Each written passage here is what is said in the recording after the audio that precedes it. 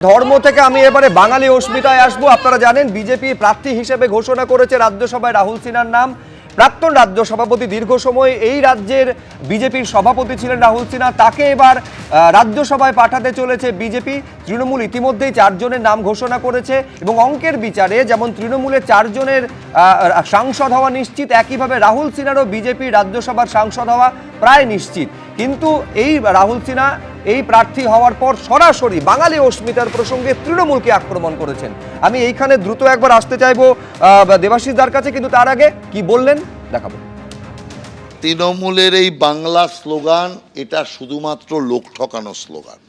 কোন সাংসদ নির্বাচন করে তখন লোকসভা নির্বাচনে বাইরে থেকে ধরে নিয়ে আসে হিন্দিভাষীদের দাঁড় করায় বাংলাভাষী এলাকায়। ঠিক একইভাবে রাজ্যসভায় হিন্দিভাষী 2, বঙ্গভাষী 2। আমরা তো কোনো ভাষা দেখি না, আমরা ভাষা নিয়ে চিন্তাও করি না। আমরা মনে করি দেশটা এক। আমার প্রথম পরিচয় আমি ভারতবাসী, সেই পরিচয় নিয়ে আমরা রাজনীতি করি, আমরা সমাজনীতি করি। আর তৃণমূল কংগ্রেস তার মধ্যে বাঙালি, অবাঙালি, বাংলাভাষী, হিন্দিভাষী এই সমস্ত বিভক্ত করার চেষ্টা করে। আর কার্যক্ষেত্রে ওরা যে তার উল্টোটা করে প্রমাণ রাজ্যসভায় 2 জন হিন্দিভাষীকে পাঠিয়ে। আজকে প্রশ্ন তৃণমূলকে করতে চাই, যদি এতই হিন্দিভাষীদের প্রতি আপনাদের বিরক্তি, তাহলে 2 জন হিন্দিভাষীকে করলেন কেন? হিন্দিভাষীদের লোভ দেখিয়ে ভোট নিয়ে তারপরে হিন্দিভাষীদের বলা যে আপনারা এখানে অতিথি। দুমুখ রাজনীতি, এই রাজনীতির আমরা তীব্র নিন্দা করি, ধিক্কার জানাই। দেবাশিস সরকার সাংসদ হয়ে লোকসভায়, বিধানসভায় বিধায়ক হয়ে তাদের যে চর্চাটা করা উচিত সেটা ধর্ম, জাতপাত নিয়ে তীব্রভাবে হানাহানি করে নয়। তাদের চর্চাটা করা উচিত খুব স্বাভাবিকভাবে। ভারতবর্ষের হাজার হাজার বছরের সংস্কৃতি, সেখানে যে ধর্মনিরপেক্ষতার বোঝাপড়া রয়েছে, সংবিধান সেখানে যে ধর্মনিরপেক্ষতার বোঝাপড়া রয়েছে, তাকে নতুন করে আক্রমণ প্রতি আক্রমণের মধ্যে দিয়ে নয়। আলোচনার বিষয়বস্তু বিধানসভা, লোকসভায় হওয়া উচিত শিল্প, কলকারখানা বন্ধ কেন, বিনিয়োগ হচ্ছে না কেন, বেকারদের চাকরির জায়গা নিয়ে আলোচনা করা উচিত। একটা নির্বাচন আসছে, নির্বাচনের আগে যে বিষয়গুলো বারবার করে আলোচনা করা উচিত, যে 1.5 দশক ধরে এই রাজ্যে একের পর এক দুর্নীতি হয়ে গেল, কেন্দ্রীয় সংস্থাগুলো দুর্নীতি তদন্ত করে কখনো মাথা পর্যন্ত কেন পৌঁছতে পারলো না, ছেলে মেয়েদের চাকরি চলে গেল সেটা নিয়ে কেন তদন্ত করে শেষ পর্যন্ত কেন চাকরি গেল চিহ্নিত করা গেল না। আমাদের রাজ্যে দীর্ঘ 1.5 দশক ধরে সমস্ত ক্ষেত্রে যে বন্ধ হয়ে রয়েছে, দুর্নীতি একেবারে মাথাচাড়া দিয়েছে প্রতিটি ক্ষেত্রে।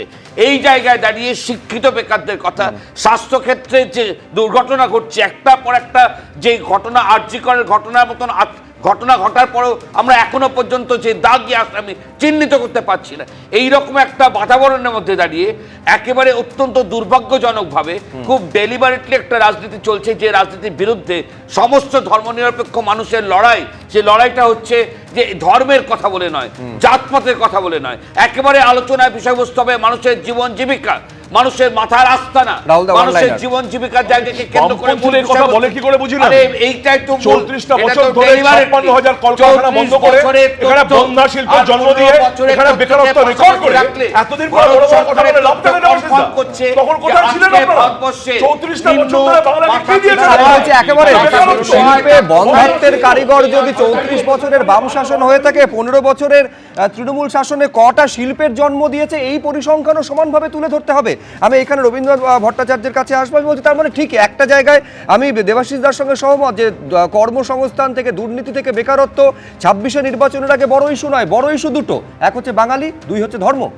হ্যাঁ, দেখুন, প্রথম ব্যাপার হচ্ছে এই যে ধর্মের ব্যাপারে যে হিন্দু রাজ প্রতিষ্ঠার চেষ্টা করা হচ্ছে, করার কথা বলছেন শুভেন্দু অধিকারী। 2015 সালে আইবি মিনিস্ট্রি তারা 25শে জানুয়ারি অ্যাডভার্টাইজমেন্ট করেছিল পুরনো যে অরিজিনাল মানে কনস্টিটিউশনের যে প্রিয়াম্বল, যেখানে সেকুলার এবং সোশ্যালিজম এই কথা, সোশ্যালিস্ট কথাটা ছিল না, সেইটা দিয়ে। এবং তখনই একটা মনে হচ্ছিল যে প্রথম যে আসার পরই সরকারের, কেন্দ্র সরকারের মূল উদ্দেশ্য আলটিমেটলি হিন্দু রাজের দিকে দেওয়া, এবং সেটা 2025 সালে আবার সেই ক্লেম নিয়ে এসছে। অর্থাৎ বারবারই কিন্তু এই ক্লেমটা আসছে, যে ক্লেমটা বেসিক্যালি আরএসএস এর ক্লেম। এবং এখানে এই যে হিন্দু আইডেন্টিটি, দেখুন দুজনেই কিন্তু পরিচিতির রাজনীতি নিয়ে কথা বলছেন।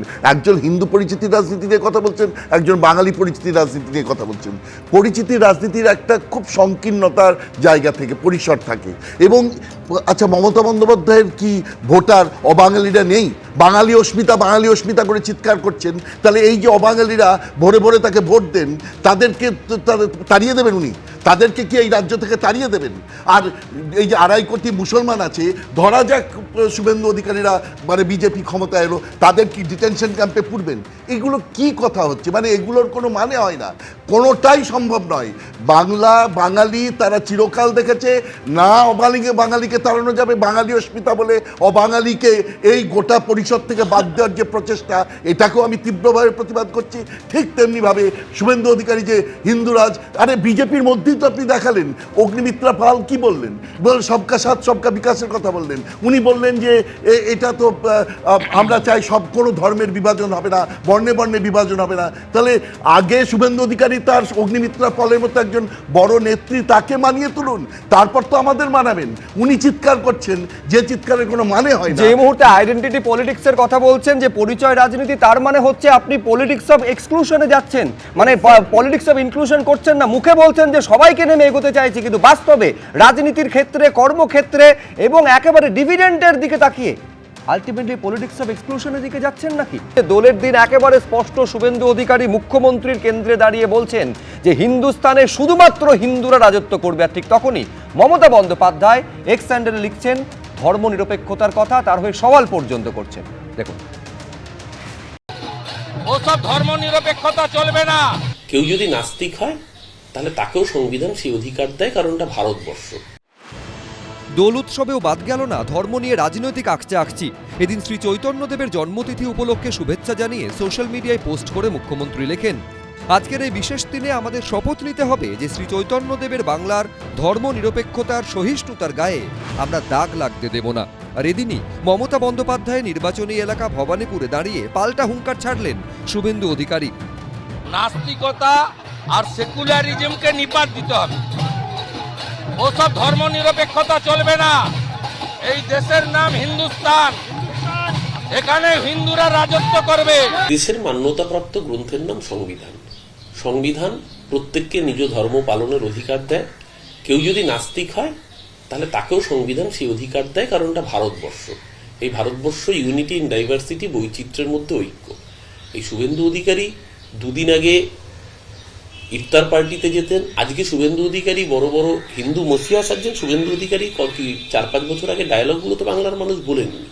আমরা খুব পরিষ্কার করে বলছি, এই ধরনের অসভ্য স্টেটমেন্ট বাংলা বরদাস্ত করবে না। বিধানসভা ভোটের আগে হিন্দু মুসলিম, মন্দির মসজিদ, গীতা কোরআন নিয়ে সংঘাত সপ্তমে পৌঁছেছে। মমতা বন্দ্যোপাধ্যায় যখন দুর্গাঙ্গন থেকে মহাকাল মন্দির তৈরির ঘোষণা করেছেন, তখন তৃণমূল থেকে সাসপেন্ডেড বিধায়ক হুমায়ুন কবির মুর্শিদাবাদের বাবরি মসজিদ তৈরি করেছেন। বিজেপি নেতারা আবার রাম মন্দিরের শিলাপুজো করেছে, লক্ষ্যকণ্ঠে গীতা পাঠে অংশ নিচ্ছে। আর এ নিয়েই চড়ছে রাজনীতির পারদ। সবার ভালো হোক, সবার উন্নয়ন হোক, ধর্মে ধর্মে, বর্ণে বর্ণে এই রাজনীতি, বিভাজনের রাজনীতি আমি চাই না। কিছু রাজনৈতিক দল, বিজেপি, সিপিএম, এরা হঠাৎ ভোট এলে ধর্ম নিয়ে জেগে ওঠে। কিন্তু আমি তৃণমূল কংগ্রেসের কথা বলতে পারি, আমরা সব ধর্মের সব আচারকে সম্মান করি, এবং তার যে সামাজিক পার্টটুকু আছে সেখানে আমরা সবাই সবসময় সামিল হই। এ নিয়েই তৃণমূল, বিজেপি দুদলকেই কটাক্ষ করেছে সিপিএম। ধর্মনিরপেক্ষ ভারত সংবিধানে লেখা আছে, দাগ লাগাচ্ছেন কেন আরএসএস এর কথায়? কেন মন্দির মসজিদ করছেন? কেন দুধেল গাই বলেছেন? কেন সেই কারণে আজকে একটার পর একটা মন্দির, আবার মন্দির কেন করতে হচ্ছে? আসলে ধর্মকে সিঁড়ি হিসেবে ব্যবহার করছেন রাজনীতিতে, ক্ষমতা সোপান হিসেবে। সব মিলিয়ে বিধানসভা ভোটের আগে ধর্মময় রাজনীতি। আবির দত্ত, আশাবুল হোসেন, উজ্জ্বল মুখোপাধ্যায়, এবিপি আনন্দ। এবিপি আনন্দ, এগিয়ে থাকে, এগিয়ে রাখে।